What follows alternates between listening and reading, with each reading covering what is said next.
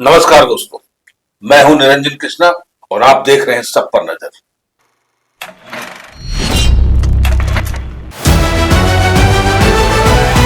20 तारीख को दवा दुकानदार की एक बड़ी बंदी होने जा रही पूरे भारतवर्ष में, यानी कि Dhanbad chemist and drugs association द्वारा ये बंद की घोषणा किया जा रहा है। और इस बंद के पीछे सबसे बड़ा वजह है कि धनबाद यानी कि अब ऑनलाइन का जमाना आ गया है और अक्सर कस्टमर सस्ते दाम यानी कि कम या उन्हें जो प्रीफर दिया जाता है, स्कीम दिया जाता है कि भाई 30% 40% आपको डिस्काउंट दिया जा रहा है दवा में, उस लालच में आकर के ऑनलाइन मंगा लेते हैं। और उस ऑनलाइन का नतीजा ये होता है कि वो दवाई कितना सही है, क्या गारंटी है, और वो खाने से क्या पेशेंट ठीक होगा या नहीं होगा, इस बात की भी कोई गारंटी नहीं।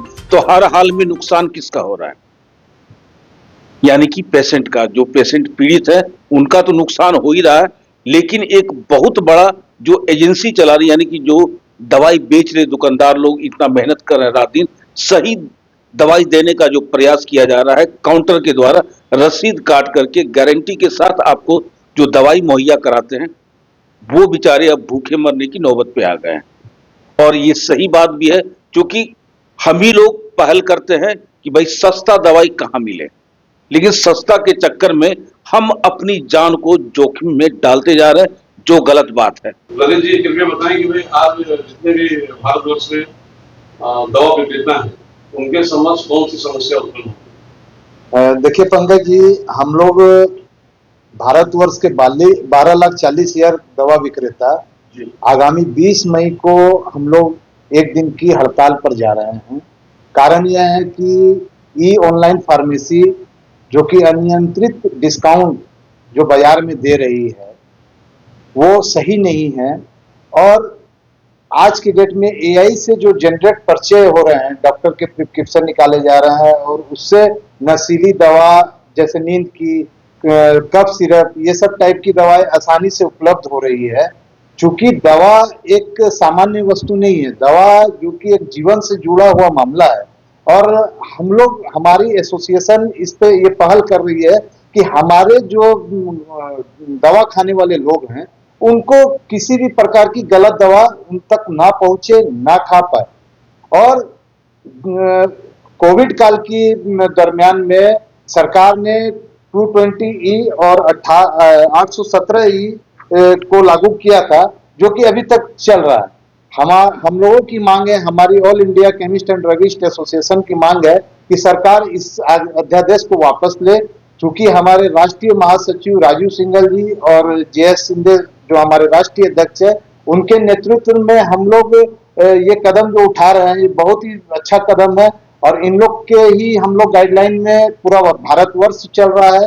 और आने वाले दिनों में अगर सरकार हमारी मांगों को नहीं मानती है तो हो सकता है हम अनिश्चितकालीन बंद की ओर भी अग्रसर करेंगे।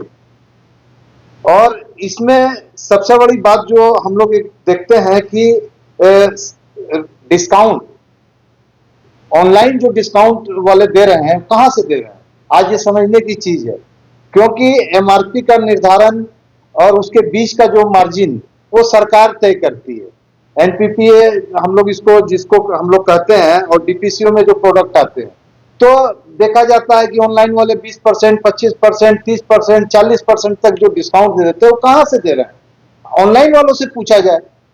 हमारा व्यापार में MRP निर्धारित है, बेचने का दाम निर्धारित है, खरीदने का दाम निर्धारित है, तो हम उसमें हमारा डिस्काउंट इतना नहीं आता। और ऑनलाइन वाले 30%, 20%, 40% डिस्काउंट दे रहे हैं। यही तो समझने की बात है।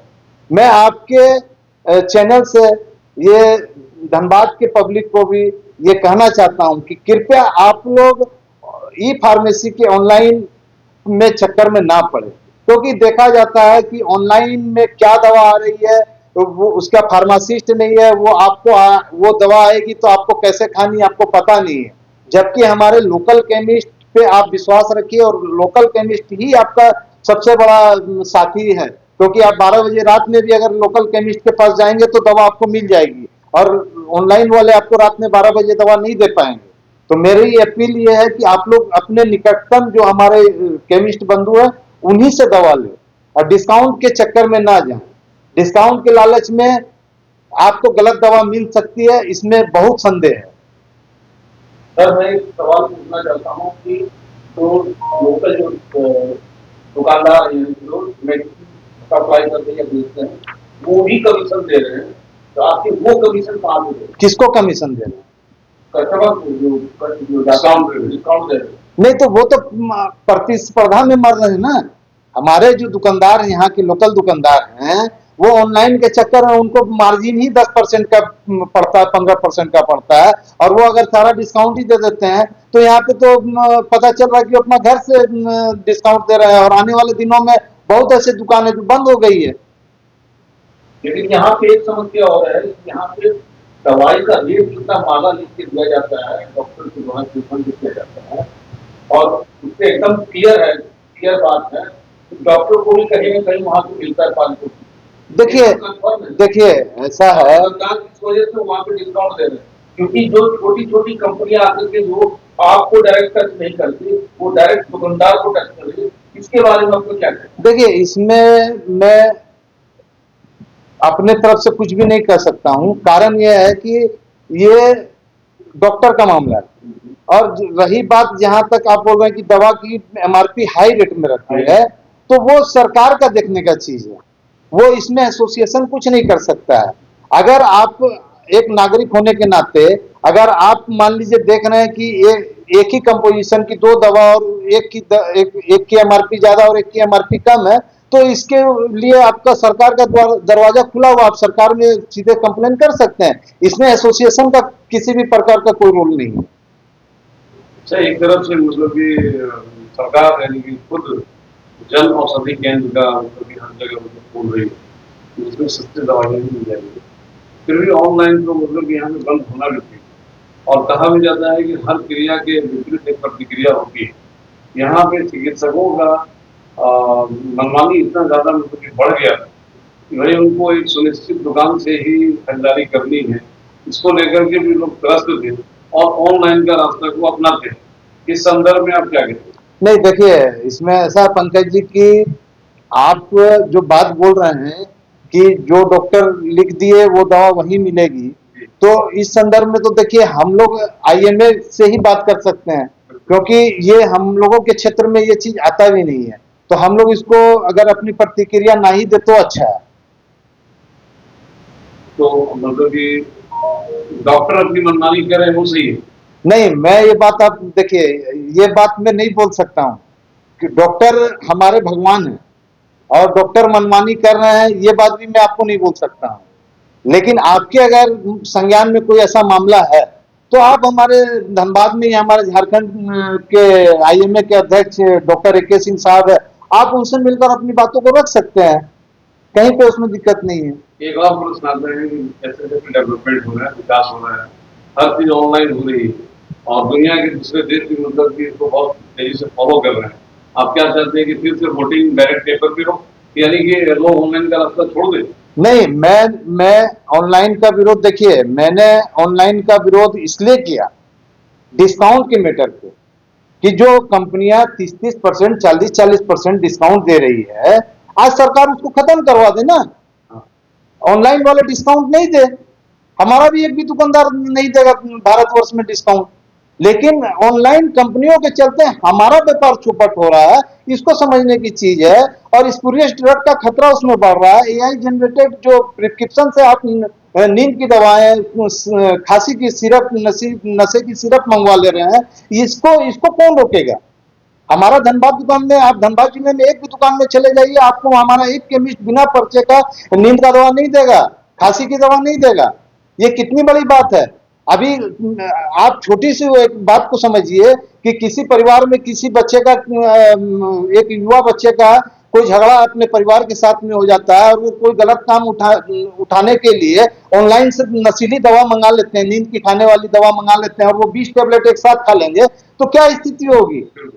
ना तो घर वालों को पता चलेगा, उनका बच्चा भी चला गया, और आप लोकल दुकानदार से तो लिए नहीं दवा और ऑनलाइन पे लिए, और ऑनलाइन वालों को आप क्या कर सकते हैं, आप खुद जान सकते हैं।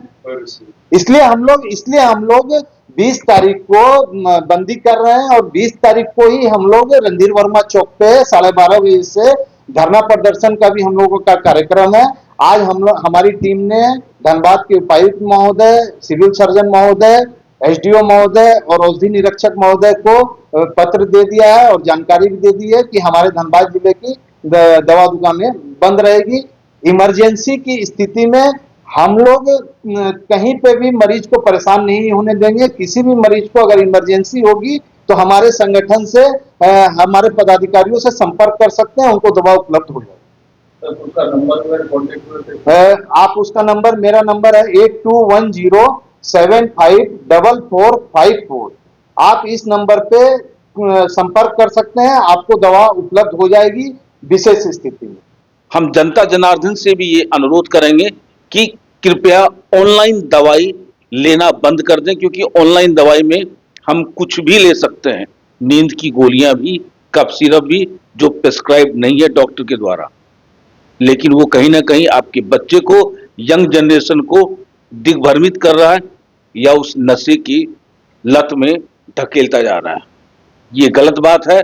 Dhanbad chemist and druggist association इसका पुरजोर विरोध कर रही है और इसी विरोध में वो चाह रही है कि मोदी सरकार भी अब इस पे संज्ञान ले, नहीं तो आने वाले दिन में अगर इस पे कार्रवाई नहीं हुई ऑनलाइन दवाई परचेजिंग पे, तो शायद अनिश्चितकालीन धारणा पे भी जा सकता है। आप देख रहे हैं सब पर नजर। धन्यवाद।